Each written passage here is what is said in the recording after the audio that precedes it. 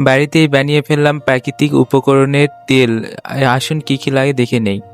প্রথমেই নিয়ে নিলাম মেথি, পেঁয়াজ, অ্যালোভেরা, রসুন, জবার পাতা, জবা, তারপর কালকেশা সব একসাথে মিক্সড করি।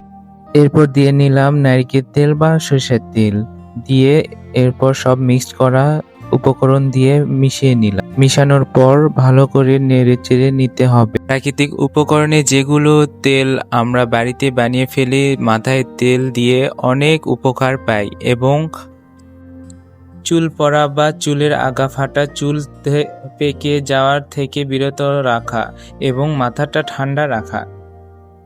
এটা চুল পড়া থেকে বিরত রাখে এবং নতুন চুল গজাতে সাহায্য করে।